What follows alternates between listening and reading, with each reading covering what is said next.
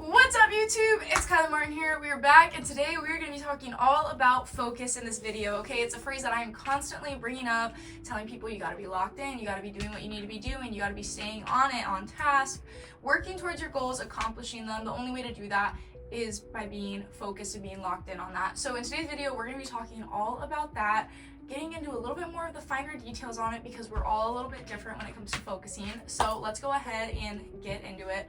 First off, I just want to start off. There's this quote that I heard the other day at my close friend's graduation, and I think it was like, distractions are only distractions once they've passed or something. So like basically you don't realize that a distraction is a distraction until you're past it, until you moved on from it. And that hit, I'm not even gonna lie, because think about it, when you're sitting there just doom scrolling on TikTok or on Instagram and you look at the time and you're like, oh my gosh, I just lost 2 hours of my life. You're not gonna get that lost time back, but you didn't realize it in the moment because you're just, just catching up on the new Love Island drama, or I'm just looking at this, I'm looking at that. We gotta stop doing that, guys. I know that's something that I always bring up is the doom scrolling, but that's because I've been a victim of it many times now and I'm over it. So it's one of those things where you kind of have to prioritize your time and kind of section it out. For me, I honestly found the best way to kind of like work around getting distracted by things is setting a list aside for the day and thinking, okay, these are all the things that I have to do, and also connecting them to how they kind of like would contribute to the growth of both myself and the contribution of the progress towards my short and long-term goals. So generally, the way that I set up my short and long-term goals, as you guys know in the video, is the short-term kind of contribute to the long-term in a way. So there's certain things that I know I can get done. Like, okay, I need to add a spotlight to my Snap stories, so I'm going to go ahead and knock that out today, and that's going to overall contribute to the growth of all my social media platforms, because that is what I'm trying to work on long term. So it's one of those things where you need to weigh that out, but you have to have that initial focus and thought process of, okay, what am I doing? So if you don't even have a short-term or a long-term goal yet, go over to the video. There's already one up. It's like setting realistic goals should be the title on it. Go check that out. I'll probably hyperlink it in the description too so you guys have it, but any other easy way to access it would be through the website, just through the training tips and techniques, all of that stuff. But that's aside from the point. But yeah, so that's one of the main things starting off is you want to make sure that your focus aligns with your goals. If it's not going to be contributing to the growth of you, your brand, whatever it is that you're trying to do, it's probably off topic. And I'm not saying side quests aren't always good because you do have potential to learn, but without focus, there's very little chance for accomplishment. So that's one of those things. Maybe it's not in relation at all to training for your focus. Maybe we're talking school. For me, I noticed that there's a lot of different ways that people focus. For example, my best friend can only study in a super quiet room, whereas I have to have some type of noise playing. Like, I need to have music, I need to have people talking.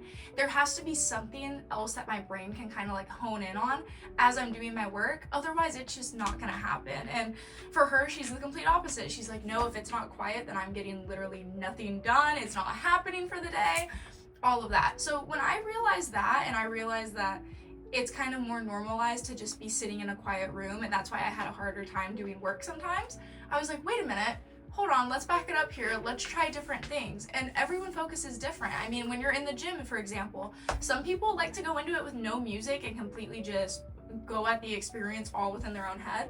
Other people have to have a good song or a good playlist to play, otherwise it just does not trigger anything for them while they're in the gym. That's another thing, talking about the gym. When you guys are there, you need to remember why you were going there, and you need to remember exactly what is happening. Again, you're contributing to your short-term and your long-term goals here.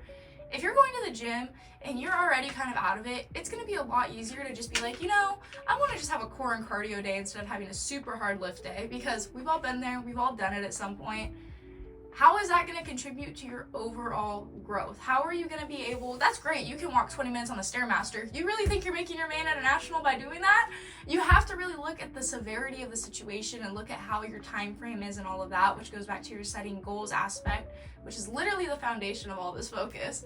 But you have to kind of look at that and not necessarily scare yourself, but for me, I use a self-scare tactic where I'm like, okay, if so-and-so was here today and they are number one in this, and this, I know that they're hitting their workout. Or, oh, these people are overseas and I know I'm going to this race, like for Worlds, for example. I didn't know what these foreigners were doing over back at home, so I thought 10 times worse and thought, okay, they are doing A, B, C, and D. They are in the gym nonstop. They have no life. They literally live there.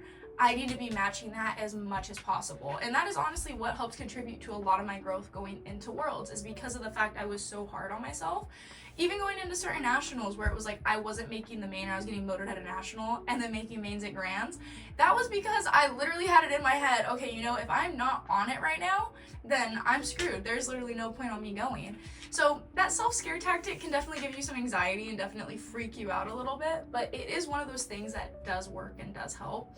So always thinking that worst case scenario and thinking that someone could be doing better than you, and not even that, but that you couldn't reach your full potential because you wanted to be lazy and take the easy way out and you lost that focus, is so important. Okay, you need to be remembering those things, because at the end of the day, you do only have this one life, and I cannot stress that enough. So to not take advantage of it is just a disservice to yourself, as I always say. So you need to prioritize yourself and prioritize your goals, and in doing so, prioritize your focus. Not everyone wants to see you win, but you should want to see yourself win enough to where it doesn't matter what any of these other voices and what this other noise is saying. So that is just a little snippet on how to stay focused. Really try and take the time today to, or whenever you see this video, I guess, to really sit down and figure out, okay, how do I focus? And then lay out your goals on, okay, I'm gonna allot this amount of time. Maybe it's for school, like for me with summer work.